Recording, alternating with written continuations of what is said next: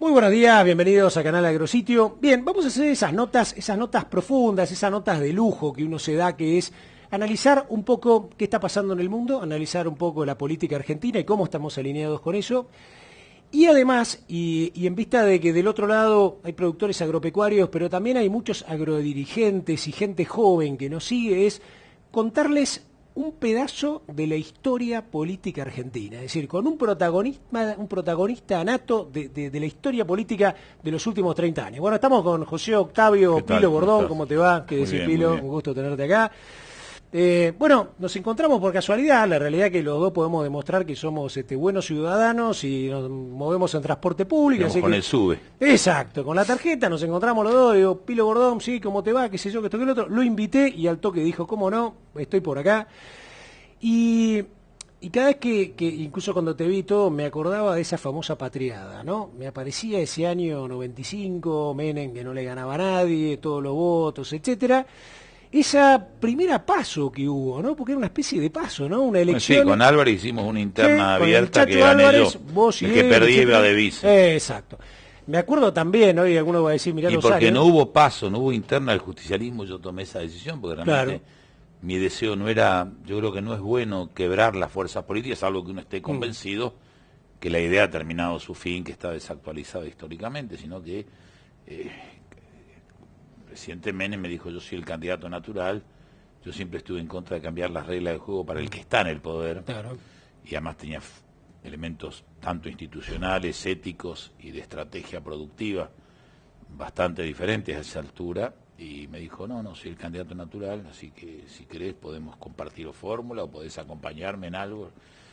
Le dije, no, o me dan la interna o lo armo afuera, y lamentablemente tuve que armarlo. Y vos tenías afuera. Tu partido. Bueno, organizé un partido para esa elección en 4 meses. Que después se junta con el Frente Amplio y arma el famoso Frepaso, ¿no? Una Era marca Frente muy conocida. País Solidario, Frente por el Frente Grande, País por Nosotros y Solidario por fuerzas como el socialismo de Wiener y la democracia cristiana que participaban. Pero lo interesante para decirle a los jóvenes es que así, de esa manera, muy democráticamente, Pilo Bordón, Chacho Álvarez enfrentan a Menem y en ese momento salen segundos 5,5 millones de votos, ¿no? Recordábamos hace un rato que Kirchner había ganado la primera elección con 3 millones y pico, ¿no? Así que bueno, un paquete de votos importante, una campaña sin tener todo el aparato, etcétera. Y además, bueno, no lo dije al inicio, José Octavio Bordón fue diputado, senador, gobernador de provincia, candidato a presidente y además nos representó en un país, digamos, tan importante como Estados Unidos, como embajador durante todo lo que fue el periodo de Néstor Kirchner, con lo cual además estuvo muy cerca de uno de los centros neurálgicos. Así que bueno, con toda esa experiencia voy a tratar de ver cómo puedo sacarlo mejor para traducir acá. Primera lectura, así bien de este momento, y vos que sos un especialista en tratar de mirar por dónde pasa el mundo, etcétera. Lo que viene por delante, lo que está ocurriendo hoy en el mundo, así un panorama de tu lectura de lo que está pasando, ¿no? Y acá me acoplo mucho ese famoso viento de cola y esas cosas que nos han ayudado mucho a la Argentina, nos ayudó mucho el sector agropecuario en la soja, a exportar de tu provincia de origen, transformarnos en líderes en un producto como el Malbec, por ejemplo, ¿no? Vinos tintos, vinos blancos, etcétera. ¿Cómo está el mundo? ¿Cuál es tu lectura? Primero me parece bien empezar con esta pregunta. Yo en este momento he fundado y dirijo el Centro de Asuntos Globales de la Universidad Nacional de Cuyo, la cual por muchos años, casi 25 años, fui profesor titular de Sociología Política. Y en el frontispicio, esto que sería como el título arriba que no existe, virtual, hay una frase, además de temas bastante más profundos, que dice: conocer lo que ocurre en el mundo y tener un buen diagnóstico no nos garantiza el éxito, ni a un empresario ni a un gobierno. Pero desconocerlo y no entenderlo nos garantiza el fracaso. Muy bueno. Así que me parece bien empezar por esto. No porque uno tenga que hacer seguidismo de lo que pasa en el mundo, no porque uno sea un reflejo simplemente de lo que pasa en el mundo, no porque uno tenga que imitar a otros, sino porque solamente comprendiendo lo que está ocurriendo uno puede encontrar dentro de su propia realidad la mejor manera de aprovechar las oportunidades y evitar los riesgos que las situaciones nuevas plantearon en el pasado, plantean en el presente y nos van a plantear siempre en el futuro, igual que en la vida. Exactamente. No es muy distinto en ese sentido. Entonces, para no ir a los detalles que después pueden ser tus preguntas, yo diría, hubo un aprendizaje que hubo que hacer para mucha gente, que imaginaba ya en los años 70 un ascenso indetenible del comunismo real, y que se iban a dar todas las ideas que el Capital, tan inteligentemente escrito en todos sus textos formales, yo tuve la oportunidad en la facultad de leerlo y de estudiarlo completo, sin haberme hecho nunca marxista, no porque sea malo bueno, sino que nunca me hice, pero pude leerlo. Es una de las obras más importantes. ¿Qué no entendió ese marxismo real? Los cambios que estaban habiendo de la vieja sociedad industrial de fines del siglo XIX y gran parte del siglo XX, y cómo empezaba a haber una verdadera revolución tecnológica. Y políticamente no entendieron que ese capitalismo clásico que había leído correctamente Marx en el siglo XIX, había en Occidente, tanto en la socialdemocracia europea como en muchas actualizaciones políticas de Roosevelt en Estados Unidos, ¿verdad?, que había mutado. Entonces, que había entendido que la fuerza del capital solo no podían producir una sociedad mejor y más democrática, sino que había que entender el rol del Estado, de las reglas de juego, de evitar la monopolización, aquellas ideas de Ford, de que el trabajador no solamente es un productor de riqueza, también debe ser un consumidor y por lo tanto pagar un buen salario y poner buenas condiciones de vida no solamente es un hecho moral, sino también es un hecho de inteligencia y de estabilidad desde el punto de vista económico e institucional. Entonces no entendieron eso y un día se despertaron con que el inmenso imperio soviético, que tenía toda la capacidad de ciencia básica y alguna aplicación a la tecnología para poner al hombre en el espacio y para tener un potencial nuclear excepcional, no era capaz de producir y de transportar y de alimentar con eficiencia a ese gran imperio, para empezar nada más, por poner así. Entonces se desmoronó, caída del muro de Berlín. En ese momento yo, en una conferencia que di en el año 89, dije algo que después fue un trabajo que hice cuando fui a dar clase a Georgetown University y a hacer un trabajo sobre democracia y estabilidad en el Woodrow Wilson Center, que fue: el muro de Berlín cayó a ambos lados. ¿Qué quería decir? Cuidado con esta idea de que se acabó la historia, del fin de la historia, estas ideas que con buena inteligencia planteó Fukuyama, que ahora habla mucho más de las clases medias, y otra gente, de creer que, bueno, que Estados Unidos va a ser el centro y la única potencia del mundo. Entonces, transitamos junto con el triunfo en la guerra del desierto, cuando Irak invade Kuwait, y rápidamente, una guerra casi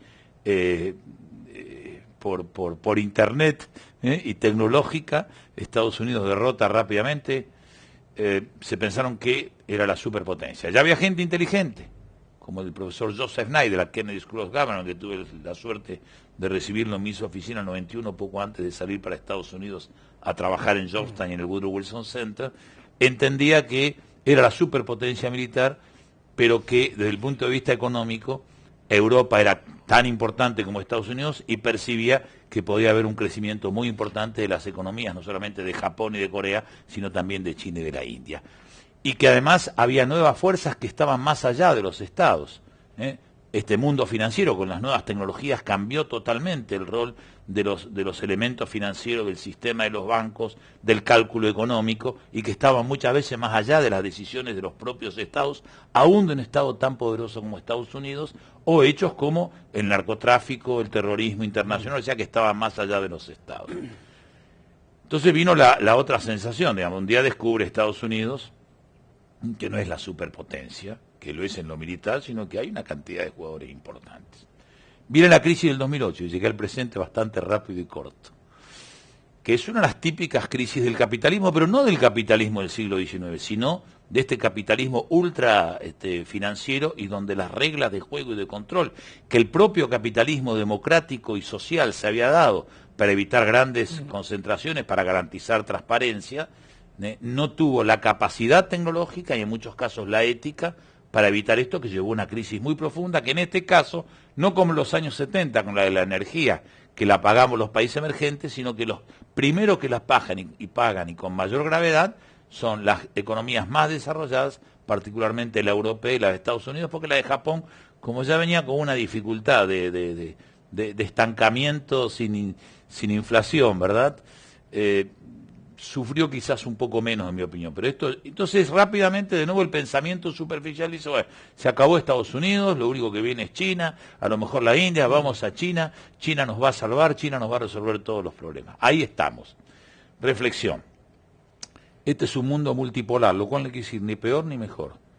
Todavía no sabemos cómo se va a gobernar en este centro que dirijo, que el primer gran seminario que hicimos fue sobre seguridad alimentaria, producción sustentable y desarrollo económico-social. Ahora tenemos el mes que viene uno que es gobernable la globalización. Y ahí ha habido una crisis de gobernabilidad de estos procesos globales que están más allá de los estados. Frente a esto estamos. Y esto nos plantea oportunidades y desafíos. El gravísimo error, por ejemplo, sería creer que China nos va a resolver todos los temas porque es un gran comprador de soja, o era aceite de soja, a veces ahora nos pide más semilla, sí. O más poroto, perdón, que el aceite. Sí. Entonces no cometamos el mismo error que cometimos con Gran Bretaña, que no era mala en sí, era una buena oportunidad para modernizar y articular. El problema fue que no hicimos como Estados Unidos, que mientras era un gran productor de materias primas, al mismo tiempo tenía un gran desarrollo tecnológico, no solamente en el campo agrario, que nosotros lo tuvimos, sino también en otras áreas. Entonces yo diría, frente a este mundo de hoy, hay que ver cada región del mundo qué oportunidades nos da, qué limitaciones nos puede plantear, qué riesgo supone, y en ese sentido yo creo que no hay, a veces decía un poco en chiste en una reunión en Perú, que hoy tenemos, los países que mejor le va, practican una especie de poligamia institucional. Por ejemplo, el Brasil, que es acusado de ser el eje del Atlántico, y por otra parte se habla del eje del Pacífico, ¿no? México, Colombia, Perú y Chile.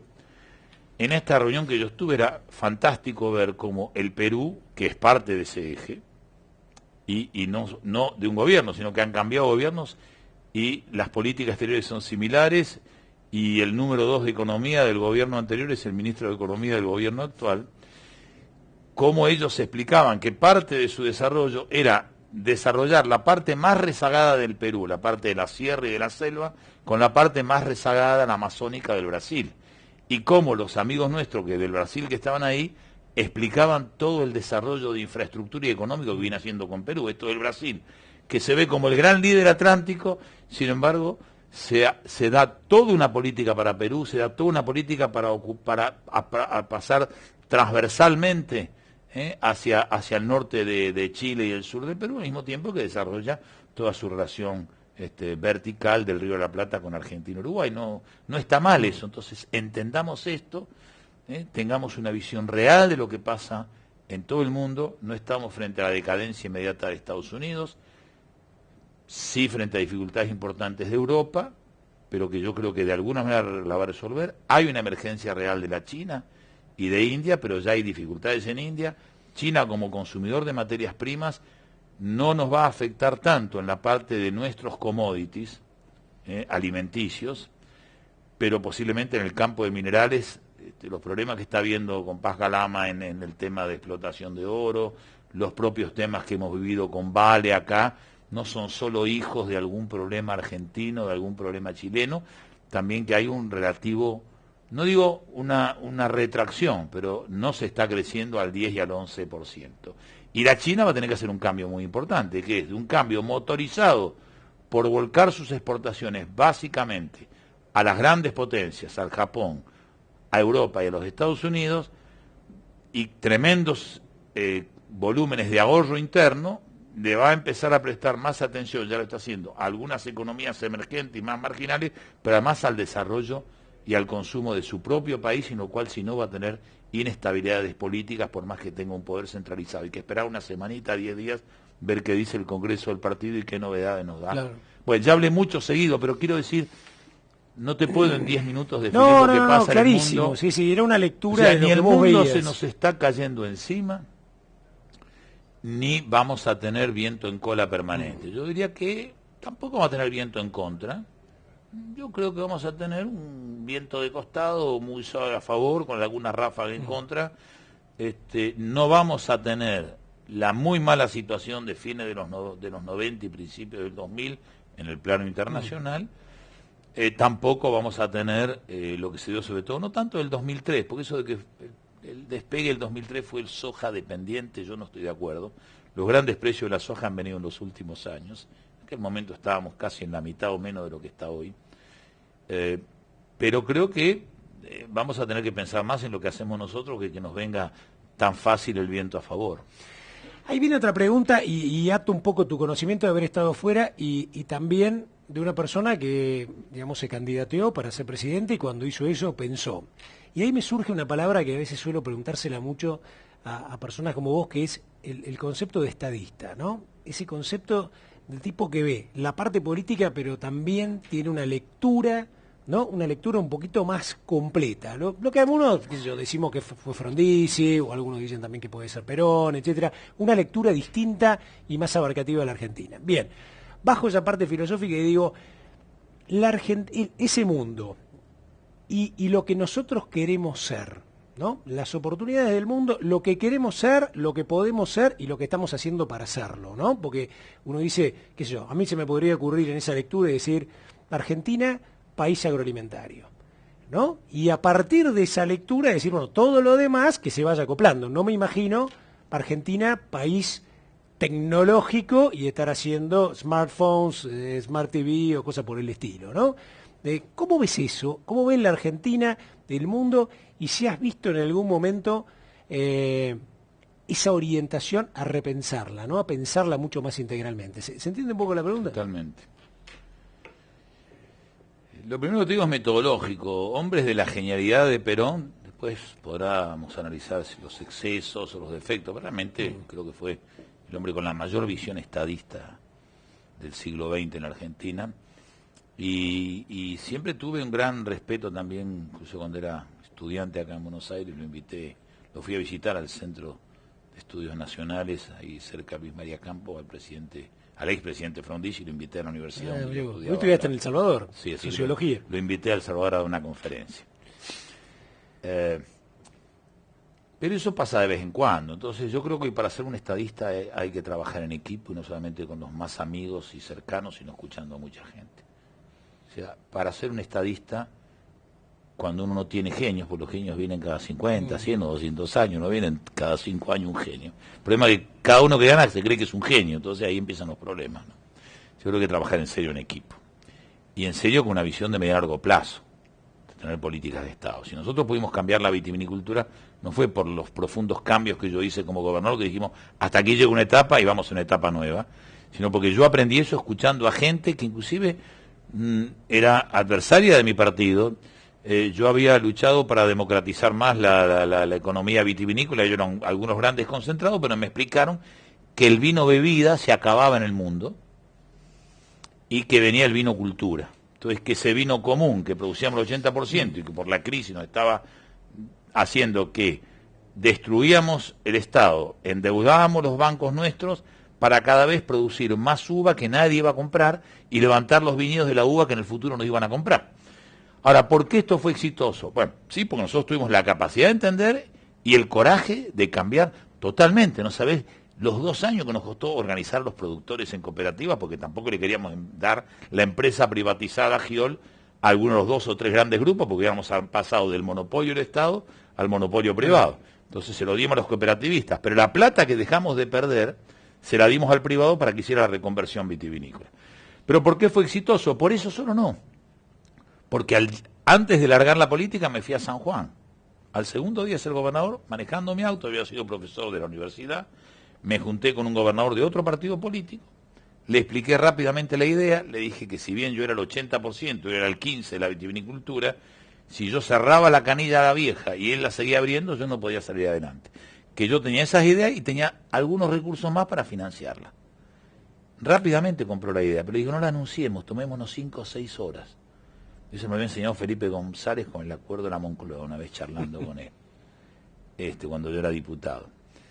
Le digo, ¿por qué? Porque vamos a alargar versiones de que vamos a llegar a un acuerdo porque vos estás muy difícil. Porque él tenía a la gente en la calle, me costó entrar a la Casa de Gobierno por toda la gente que manifestaba a los viticultores alrededor de la Casa de Gobierno de él. Yo aprovechaba, había sido profesor de la Universidad de San Juan, el gobernador Gioja había sido alumno mío en la facultad y en las escuelas de capacitación sindical. Diego.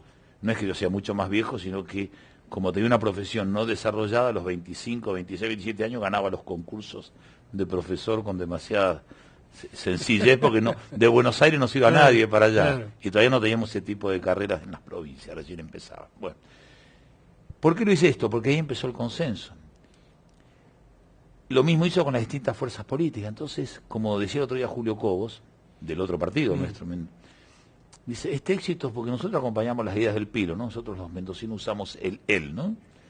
Y este es mi sobrenombre. Sí. Porque usamos, y yo digo, pero las fueron mejorando. O sea, que no es porque vinieron otros gobernadores justicialistas o otros gobernadores radicales, partimos para otro lado. Cada uno la fue mejorando y perfeccionando, pero en la misma idea. Y hoy tenemos articuladas todas las provincias vitivinícolas, todos los sistemas universitarios, todos los institutos nacionales de investigación y todos los sectores privados, desde el pequeño productor hasta el gran bodeguero, que tenemos un plan estratégico. Esto es ser estadistas, no ser uno. Claro. Esto es ser estadista y esto es lo que yo creo que Argentina necesita. 2 comentarios finales. Yo creo que fui un buen gobernador de Mendoza y creo que eso me lo reconocen los que aprueban mis decisiones posteriores en la política y los que la critican. ¿Por qué? Porque hice una gran preparación. Fue mucho mejor mi preparación de gobierno que mi gobierno, porque siempre gobernar es difícil, aparecen cosas nuevas, no todo es como uno imaginaba hasta que se sienta ahí. Como candidato a presidente fue tan poco el tiempo. Yo caminé como gobernador con un libro que se llama Libro Verde, con todas mis propuestas, pero hasta numéricas. Después algunas cosas no fueron exactas, pero todos los meses me juntaba a mi gabinete y caminaba y hablaba con los empleados públicos explicando dónde iba. Cuando me trajeron el librito del Frepaso amarillo chiquito así en un programa de televisión que cerrábamos la campaña, digo, anúlenlo y si pueden quémenlo, porque era malísimo. Lo que nos votaron fue porque teníamos una idea de transparencia, de ética, de cambio. Por eso si llegábamos a ganar yo tenía la convicción, y esto lo habíamos conversado con Álvarez, después mucha gente no lo entendía, por eso vino la crisis posterior del Frepaso, que teníamos que hacer un gobierno donde solamente nos quedáramos 4 años, aunque teníamos derecho a la reelección, para hacer un gobierno de transición. Yo ya imaginaba qué gente honesta y capaz del gobierno de Menem iba a llamar, qué radicales iba a llamar, qué independientes iba a llamar. ¿Por qué? Porque tan poca preparación para gobernar, tuvimos meses, nos iba a llevar a un fracaso. Si nosotros realmente no convocábamos a lo mejor detrás de nuestra ética y de nuestras buenas ideas y nuestro buen conocimiento de lo que pasaba en el mundo y en el país. ¿Sabés qué aprendí en esa campaña? Porque si bien yo soy fabricado y criado en San Isidro, provincia de Buenos Aires, y nacido en Rosario, soy como marido, como padre y como profesional, un mendocino fanático.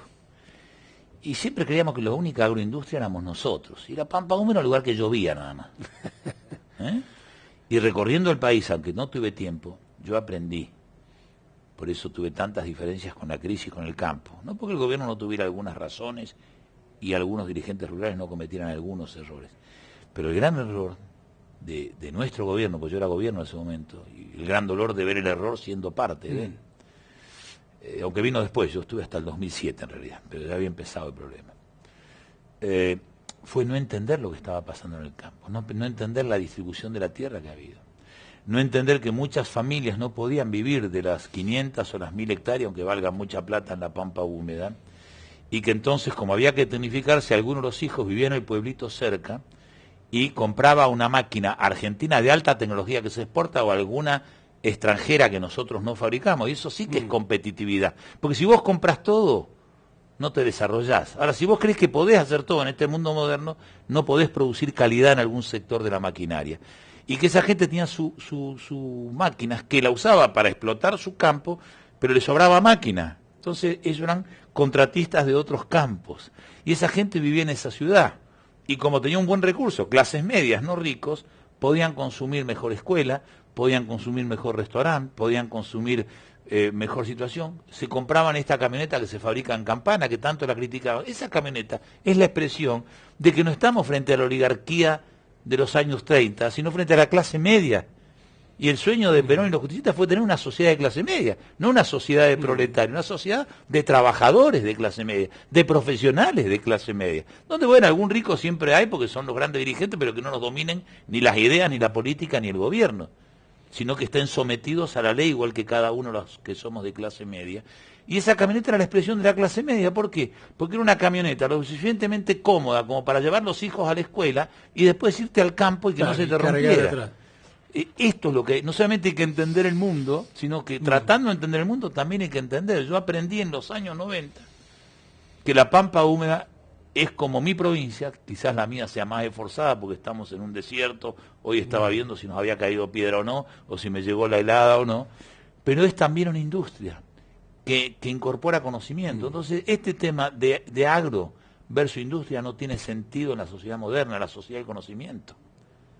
Porque nuestro agro, la siembra directa, es conocimiento argentino volcada a la producción. Pues no sé si te contesté. Sí, clarísimo. Te bajo más del mundo, bajamos a la Argentina insertada con el mundo. Del mundo pude bajar a Bolívar, a Chacabuco, o a Tunuyán en Mendoza. Sí. Y ahora vamos a la coyuntura, ¿no? Hoy es día jueves, hace 4 días tuvimos las elecciones, 68-67% del país estuvo contento con las elecciones, el otro 32% no estuvo tanto. Al día siguiente aparece la ley de medio, un grupo del país contento, el otro no tanto, etcétera, etcétera, y así vamos, ¿no?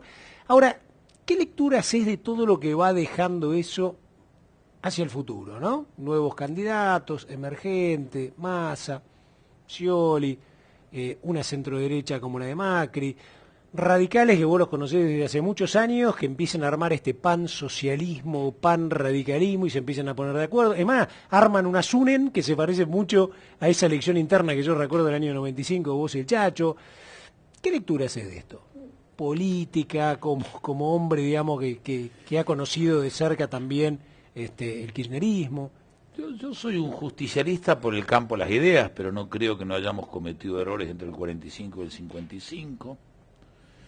Y creo que cometimos muchísimos errores después de la muerte de Perón. La crisis empieza en el 75.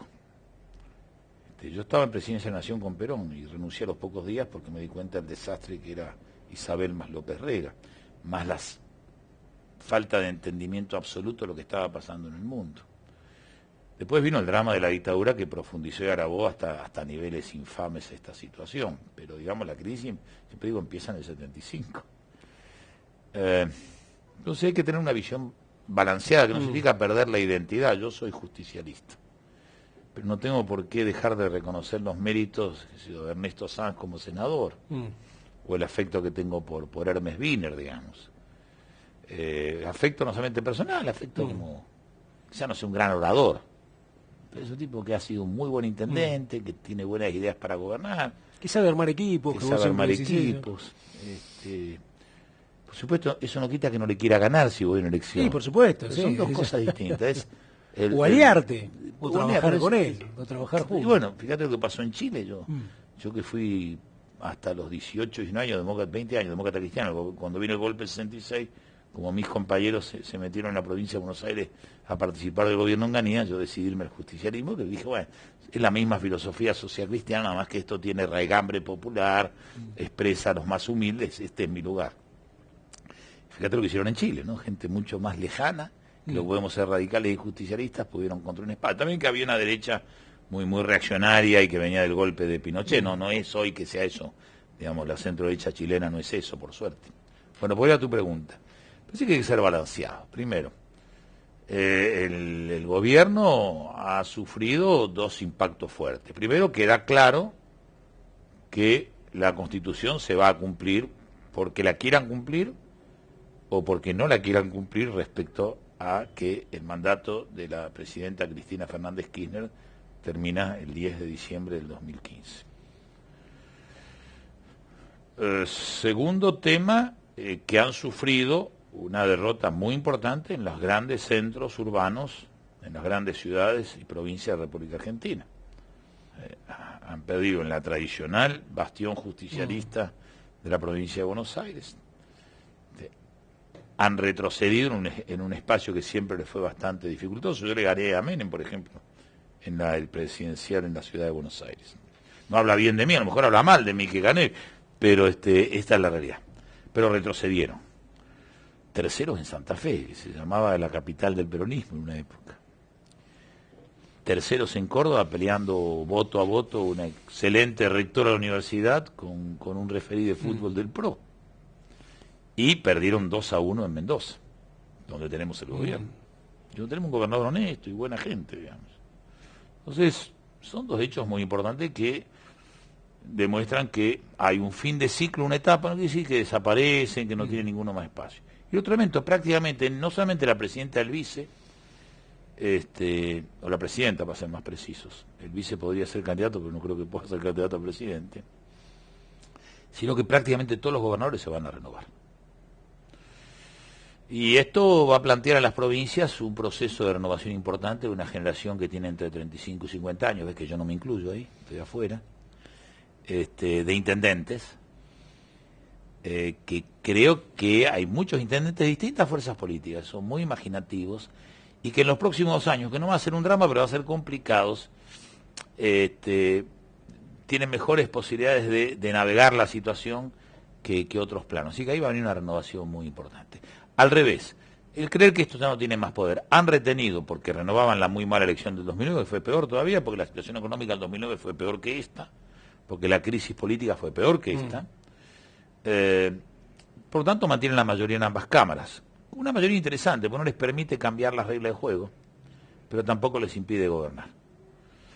Y me parece que la gente de la oposición más razonable y más seria, incluido algunos justicialistas que no están de acuerdo con el gobierno de Cristina, bajo ningún punto de vista quieren un desmoronamiento y un debilitamiento absoluto de este gobierno, más allá de que puedan tener severas críticas, porque yo creo que estamos aprendiendo, espero que no lo olvidemos, que no puede ser que de cada etapa o del agotamiento de cada etapa, como pasa en cualquier democracia, se agotó la etapa de Reagan en su momento, se agotó la etapa de Clinton en otro momento, se agotó la etapa de Bush en otro momento, se agotó la extraordinaria etapa de Fernando Henrique Cardoso de Brasil, se agotará la de Lula y Dilma, pero no han tenido que salir con crisis profundísimas, sino con transiciones complicadas, pero donde no se destruye la trama, no solamente institucional, sino social, como nos pasó a nosotros, por ejemplo, en 2001-2002. Entonces me parece que este es un punto muy importante. Me parece que aparecen liderazgos y espacios, que es muy bueno porque plantean alternativas.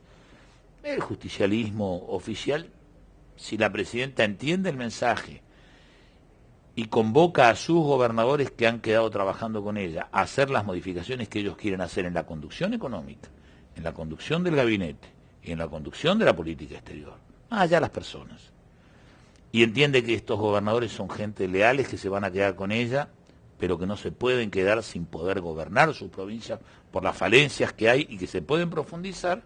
Si ella entiende eso, vamos a tener una buena transición y ya va a quedar más allá las críticas bien. Si no lo entiende, podemos ir a un momento muy, muy difícil. Y segundo, la oposición tiene que ser, si hay este cambio, esta razonabilidad, tienen aún a riesgo de perder algún votito, tienen que acompañar. Y prepararse a hacer mejor alternativa. Mira, yo gané la provincia de Mendoza, le gané a un gran diputado y amigo mío, al mejor diputado que hubo en el Congreso, que era Raúl Baglini, apoyado por el presidente Alfonsín, que además era mi amigo. Habíamos perdido 53-25 en la elección de medio término. Al día siguiente, yo, que no era conducción del partido, lancé mi candidatura a gobernador y gané por más de 10 puntos. Y estuve apoyando y ayudando a la democracia con el presidente Alfonsín y colaborando con el gobierno radical en una cantidad de temas. Inclusive, cuando saqué la ley de fraccionamiento de vinos en origen, fue una ley mía, dejé que encabezara el gobernador radical el festejo siendo la ley mía. Y después de eso gané. La gente no es estúpida. La gente lo que quiere es confianza, sea de la centro derecha o de la centro izquierda. Y no etiquetar. Por ejemplo, yo no coincido con Mauricio Macri, pero decir que es la UCD. Miren, la vicejefa de gobierno es una chica excelente, como ella muchos más. Entonces, yo no soy del PRO, ni seré del PRO. Pero ¿por qué decir que esta es la UCD de la época en que la UCD era como el brazo circunstancial político de los interregnos entre dos golpes militares? Si no es así.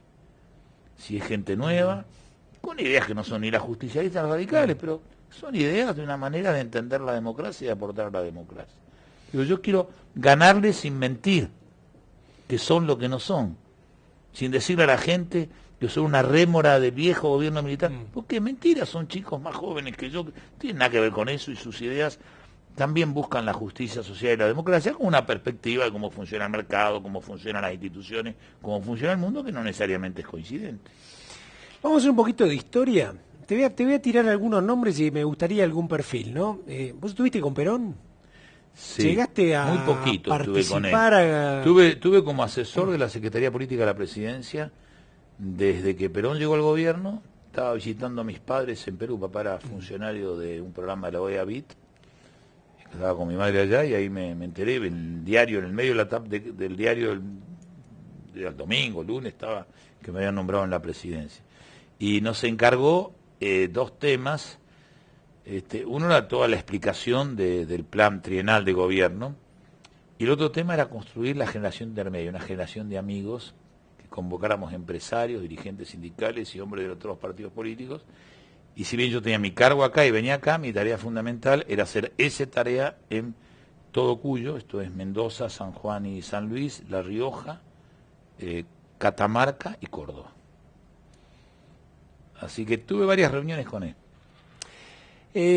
Me acerco un poquito. Imagina, la primera vez me temblaban las piernas, yo tenía 27 años. Claro, sí, me imagino. Es como... Para que no me hagas el chiste que me hacen algunos. ¿Estuviste en el primero o en el segundo gobierno? No, estuve en el tercero y recién me salí la barba, aunque ya tenía una hija, la mayor. Néstor Kirchner, ¿no? Alguien mucho más cercano, alguien con el cual tenés, supongo te habrás sentado muchas veces, siendo embajador de Estados Unidos, un tipo importante, a pensar un poco la Argentina, la inserción allá, un gobierno que era progresista pero pragmático, pero que después se alineó un poquito más a la orientación a lo mejor chavista, por lo menos aunque sea en el folclore simbólico, ¿no? ¿Cómo viviste esa etapa? ¿Qué anécdota tenés así con él? ¿Cómo lo caraturarías? Mirá, yo te daría una definición global de estos años. Porque hoy está de la gente que oportunistamente habla de la década perdida, desaprovechada, y del oficialismo que habla de la década ganada. Yo creo que la mitad primera, más allá de algunos desaciertos, fue un lustro ganado. Esto en el tiempo, en la interacción entre Néstor y Labaña, ¿no? Con quien vos además siempre fuiste muy cercano. Sí, si hubiera ganado la presidencia, Labaña fue público, me acuerdo. Ya tengo grabado cuando Caballo decía que yo no podía ser presidente porque llevaba al inútil de Labaña como ministro y que no lo quería decir.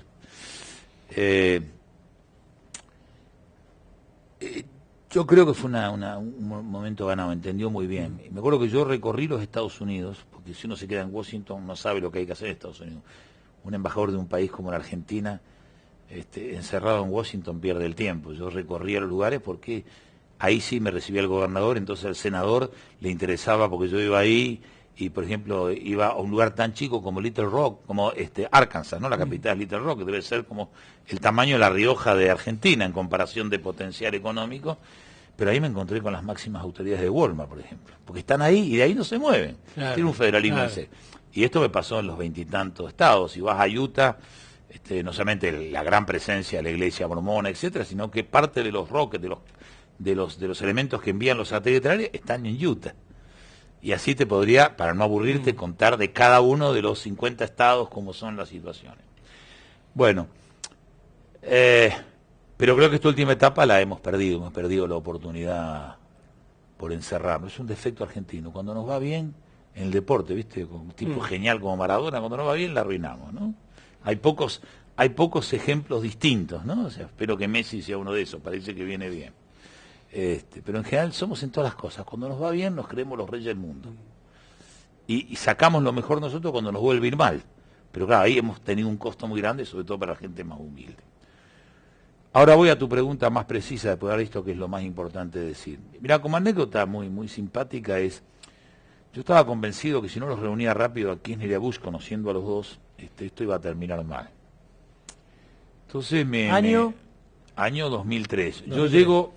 Acordate el conflicto por todo el tema del conflicto por el tema de la segunda presencia en Irak, el grave conflicto que había, no solamente las diferencias con toda América Latina, con México, Brasil, Argentina, Chile, Uruguay, que no estuvieron de acuerdo en hacerlo de manera unilateral, sino también con Francia. Había una actitud.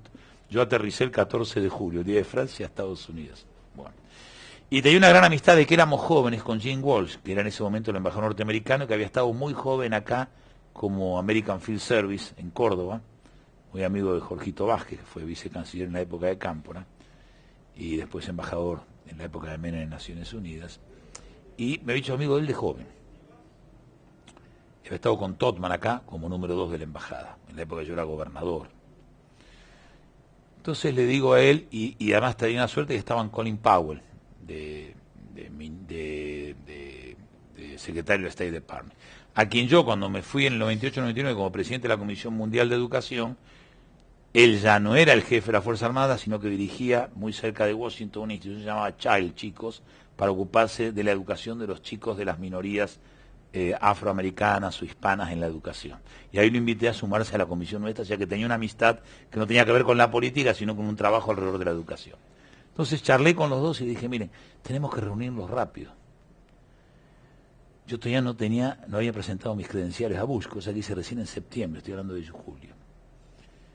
Y entonces me dice, bueno, pero vos sabés que él en agosto se va a su rancho en Texas, y ahí ni voy yo, me dice Colin Powell, ahí va con Condoleezza Rice, que Condoleezza era la jefa de sería como la Secretaría General de Estado, el National Security.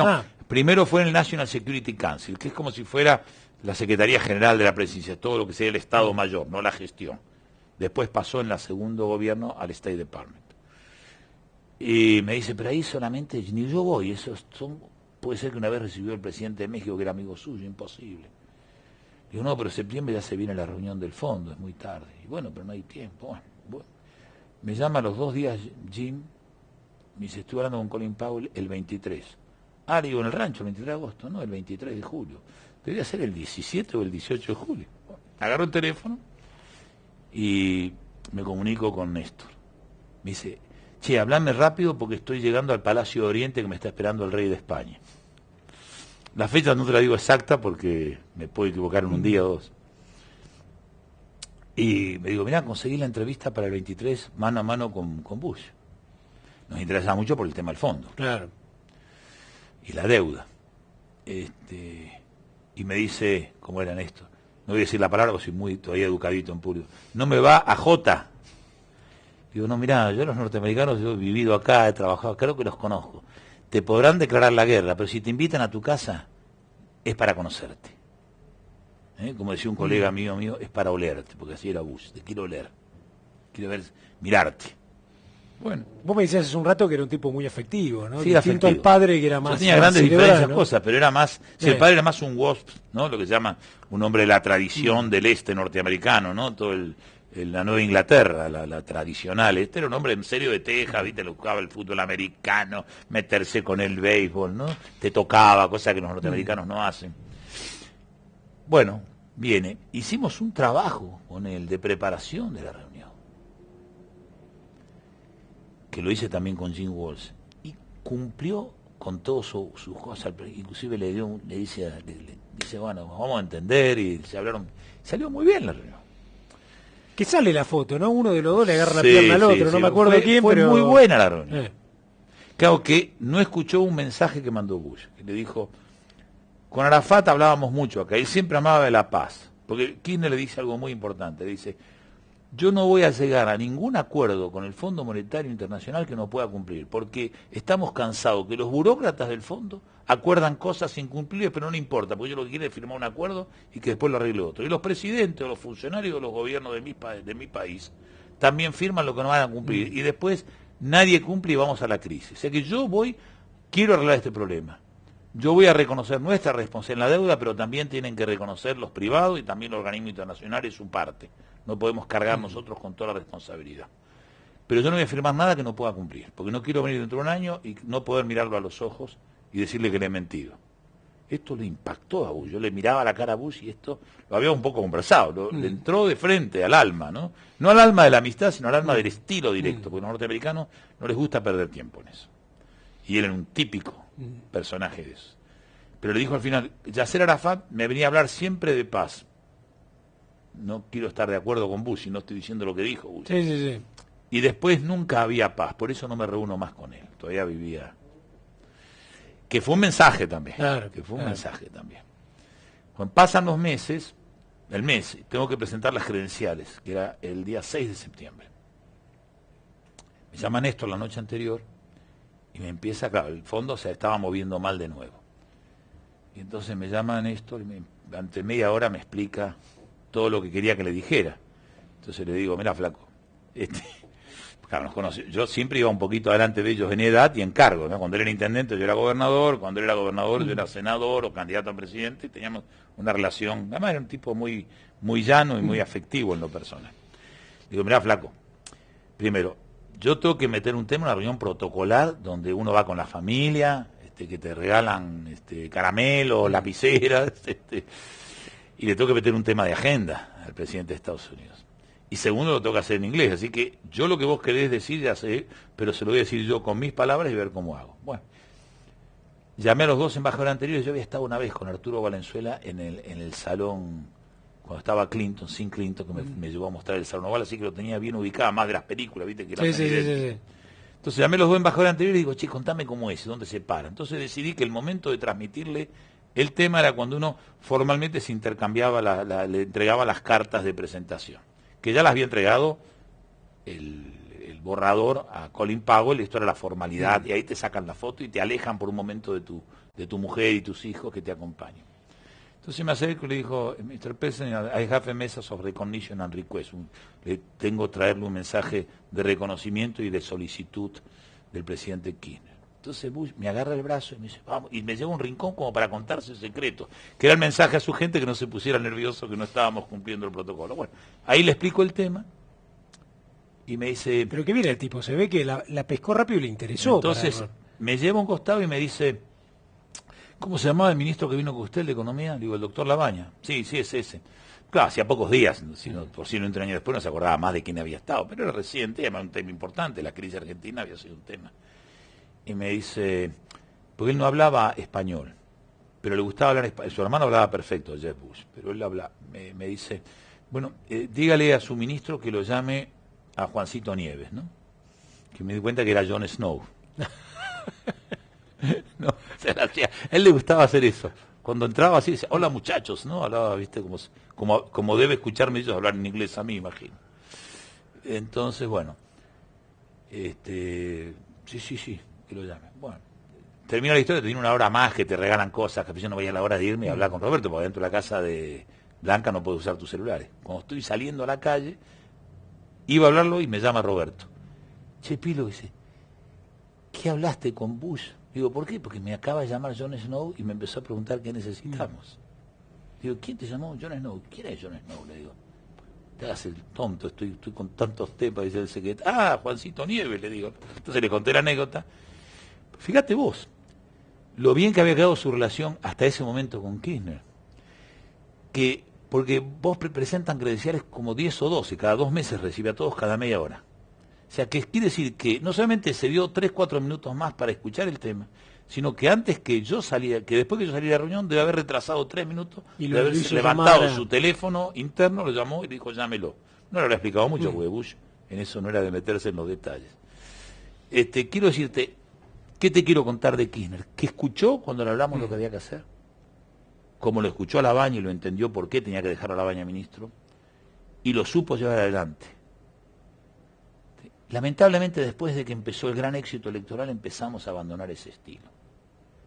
Que era un estilo, para ser absolutamente sincero, era un Kirchner mejor que el que yo imaginaba. Por eso yo había tenido ciertas... yo lo voté, pero tenía cierta reticencia en el voto. Pero empezó a dejar de ser el mejor Kirchner, no quiero decir malo, sino que escuchaba, que interpretaba, que tenía la habilidad, aún con gente con la cual teníamos importantes diferencias, porque las teníamos y yo las tengo hoy todavía, con muchos aspectos de la gestión y de la filosofía del presidente George W. Bush. Pero uno en estas cosas tiene que pensar en los intereses mutuos y sacar las ventajas para ambos países, y uno tiene la responsabilidad de sacar para el país de uno. Después creo que progresivamente fuimos perdiendo esto que Néstor hizo tan bien, que era hacer política con mayúsculas, ¿no? La última, y para redondear, vos la conociste a la presidenta Cristina Fernández de Kirchner como senadora, has compartido ahí, después la habrás visto también en lo sucesivo, etcétera. No fui embajador con ella, ¿eh? No fuiste, sí, por supuesto. Ahí ya entra Timerman.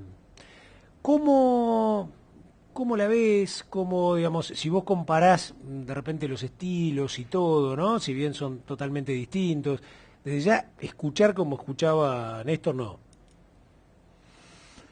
No, y hace menos política de Néstor. Néstor trabajaba mucho con los dirigentes, Néstor llamaba a los intendentes, a los gobernadores.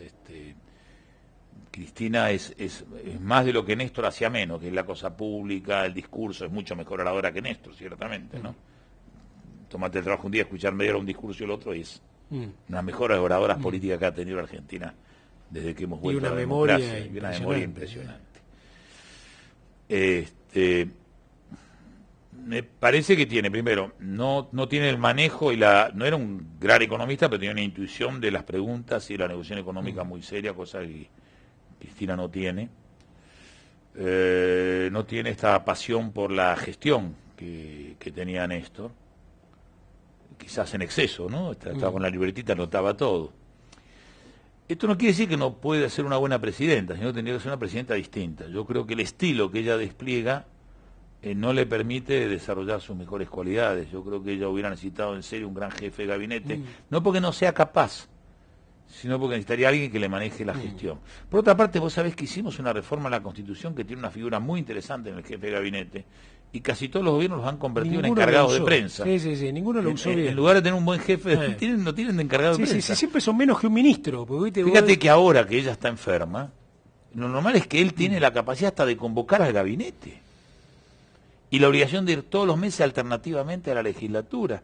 Porque no era para convertir a la democracia argentina en una democracia parlamentaria, pero sí en una democracia presidencial de coalición y consenso, era la idea, para evitar, y esto no se hace, esto es uno de los grandes desafíos. Yo se lo estoy diciendo a todos los precandidatos con los cuales puedo hablar, aunque diga que ninguno va a ser, uno más o menos ya sabe quiénes van a ser, que traten de cambiar el estilo de gestión de gobierno de la presidencia de la Nación.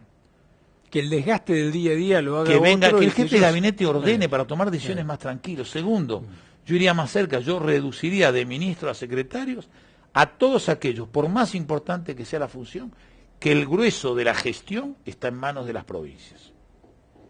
Sea la educación, sea la seguridad, sea la salud. Y mantendría como ministerios, ambos dependiendo de la presidencia, aquellos que realmente la responsabilidad principal, no solamente de la concepción, sino de la gestión, está en manos nacionales, el Ministerio de Defensa, el Ministerio de Relaciones Exteriores, ¿verdad? No es que las provincias no tengan un rol. Y así. Exacto, no es que las provincias no tengan un rol. No porque esto cambie nada, sino como para dar un gesto. Fíjate vos qué increíble, en un momento dado, convocaron a los mejores expertos argentinos y mundiales en educación como ministro. En algún momento lo cambian, y entonces le ofrecen el cargo de secretario de planeamiento. Yo hablando con él, porque es amigo mío y posiblemente hubiera sido mi ministro de Educación si yo era presidente. Digo, no tiene sentido a nivel nacional, que no tiene escuelas y que las universidades son autónomas, tener un ministro y un jefe de planeamiento, porque si el ministro no es el encargado de planificar con las provincias, ¿qué hace el ministro de Educación de la República Argentina? Claro. Si el 99% de las escuelas y los alumnos son responsables de los estados provinciales. Igual pasa con la seguridad, igual pasa con la salud. Esto no quiere decir que no haya un rol de la nación. Quiere decir que la nación tiene que entender cuál es su rol en estos temas que a través de los años y de las reformas constitucionales y de los cambios presupuestarios hemos puesto en manos de las provincias. Por eso el drama que empieza después del 92-93 con Cavallo, que desarticula lo que los gobernadores surgidos en el 87 acordamos con el presidente Alfonsín, que fue la ley de coparticipación, que incluía dos temas novedosos.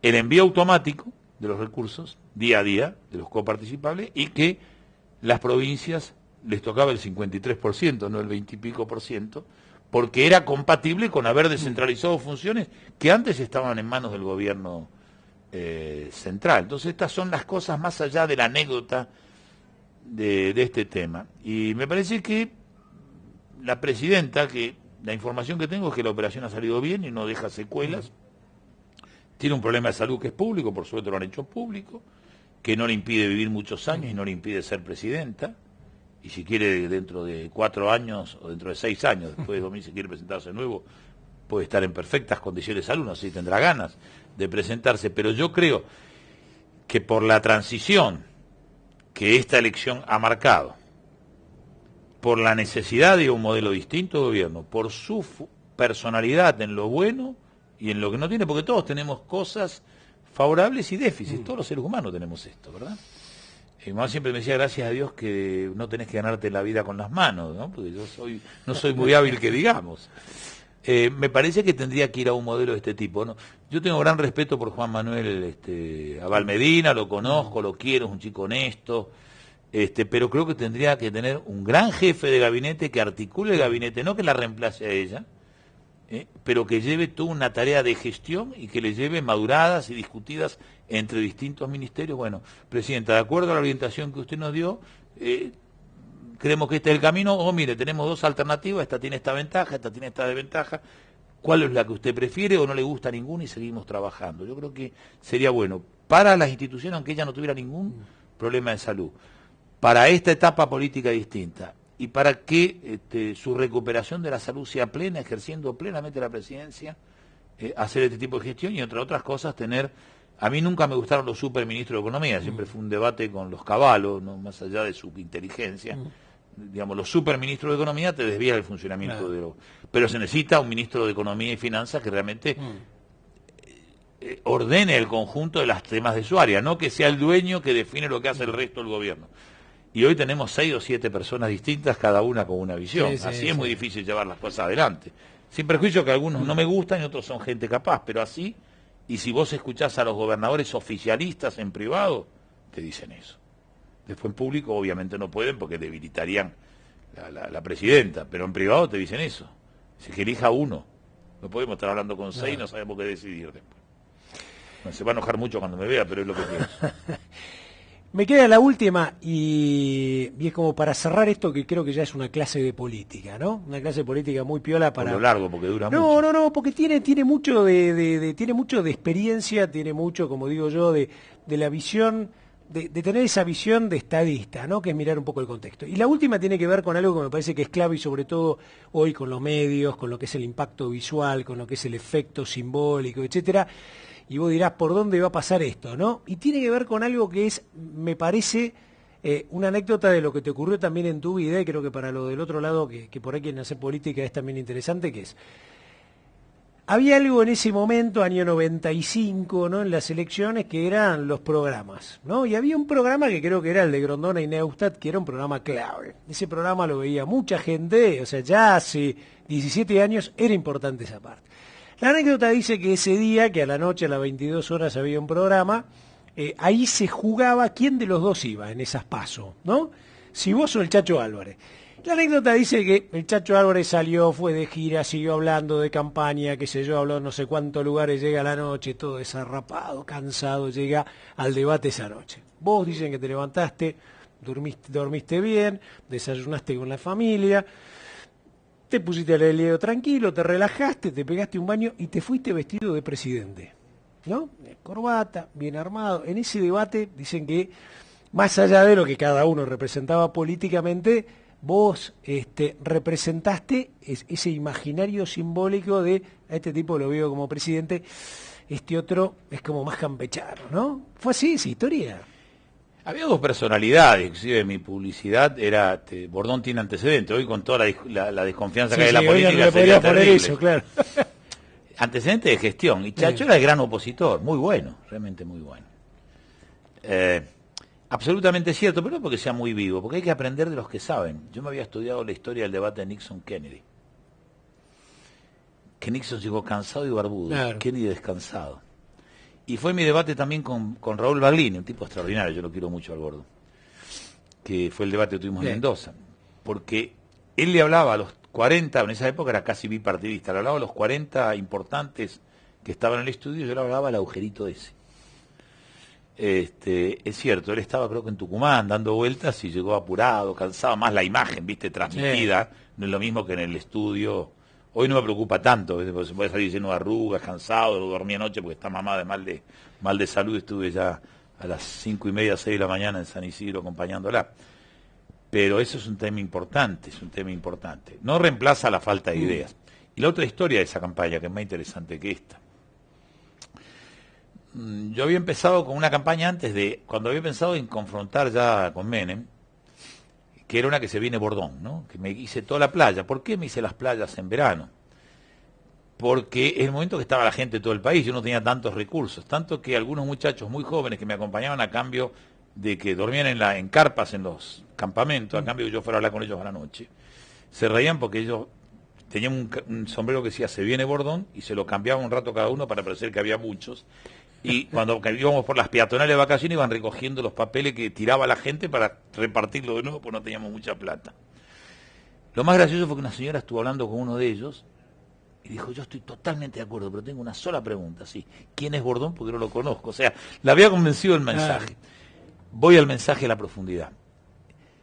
Cuando el Chacho empieza a caminar la costa, yo me hice una recorrida por el Tigre, ya no estaba Massa en esa época, porque era el otro turismo del verano. Pero me fui a Brasil a encontrarme con mi amigo Fernando Enrique Cardoso. Mucha gente imaginó que fui para dar imagen de estadista, y esa vez no. Por eso, así como reconozco que esto de descansar lo hice pensando en Nixon Kennedy, como Kennedy le ganó el debate, fue una elección muy ajustada, Kennedy y Nixon.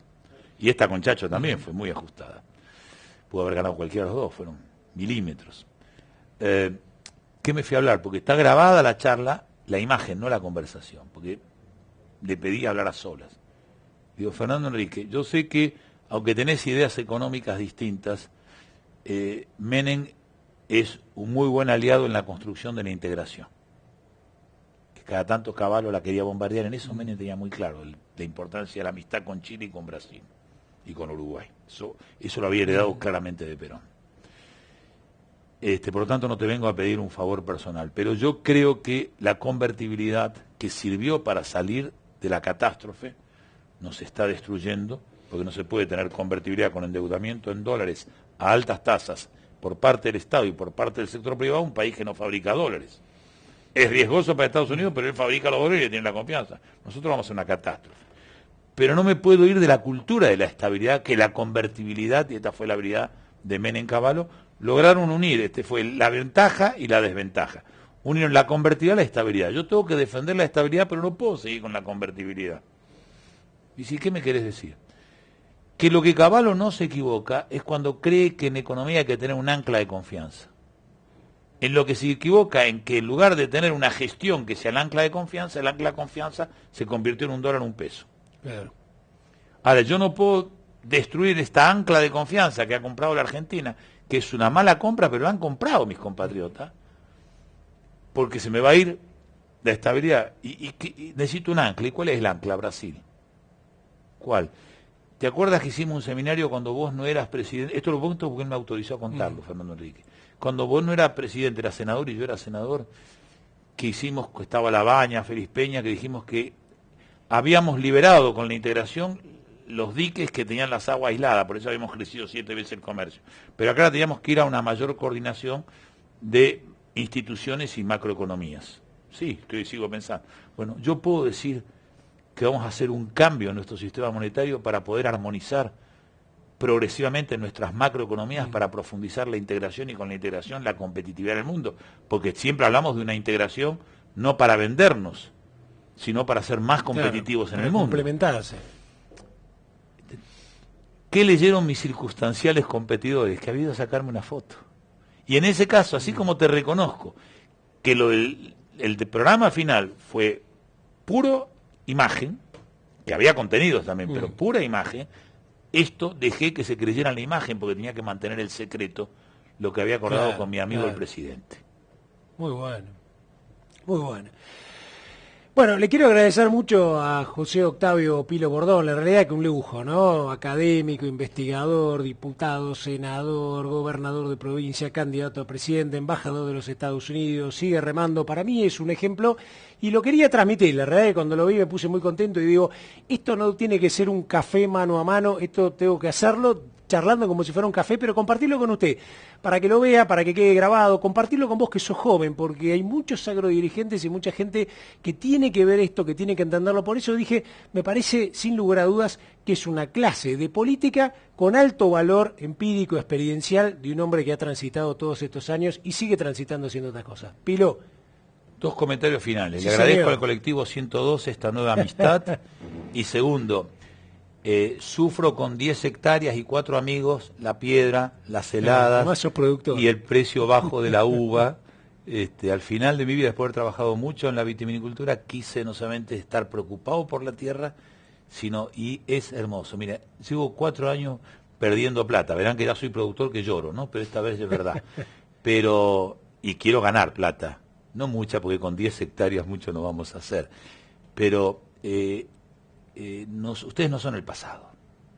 Ustedes no son la parte más retrasada. Hoy la producción de alimentos necesita un gran campo, necesita la profunda democratización, necesita la tecnología, necesita las pequeñas y medianas ciudades.